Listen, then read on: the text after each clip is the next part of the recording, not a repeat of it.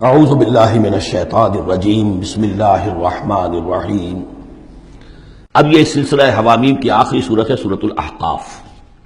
بسم اللہ الرحمن الرحیم، حامیم تنزیل الکتاب من اللہ العزیز الحکیم۔ یہ بیان کر چکا ہوں، بالکل انہی الفاظ سے پچھلی صورت شروع ہوئی ہے۔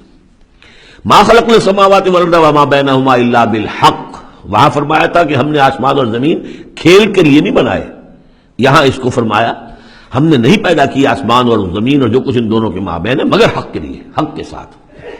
یہ ایک مستحکم نظام ہے، یہ ایک پرپسفل کریشن ہے، بغیر کسی مقصد کے نہیں ہے۔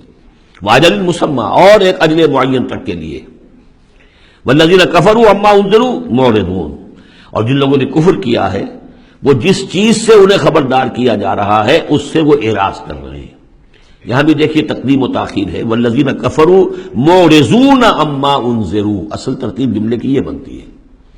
لیکن جیسا کہ میں نے شروع میں عرض کیا تھا جبکہ میں نے لیکچر دیے تھے تعارف قرآن پر، کہ قرآن مجید کے اندر ایک ردم ہے، یہ جو ایک معروف شاعری ہے، شاعری تو نہیں ہے، قرآن شعر نہیں ہے، لیکن جسے بلینک ورس کہا جاتا ہے، غالباً اس کا دنیا میں اگر رواج ہوا تو قرآن کی وجہ سے ہوا ہے۔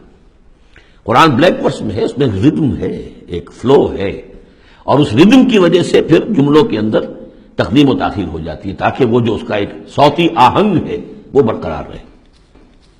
قل ارأیتم ما تدعون من دون اللہ ارونی ماذا خلقوا من الارض، اے نبی ان سے کہیے جن چیزوں کو تم پوچھتے ہو اور پکارتے ہو اللہ کے سوا، ذرا مجھے دکھاؤ انہوں نے کیا چیزیں پیدا کی ہیں زمین میں۔ ام لہم شرک فی السماوات، یا ان کے لیے کوئی اور شریکہ ہے آسمانوں میں۔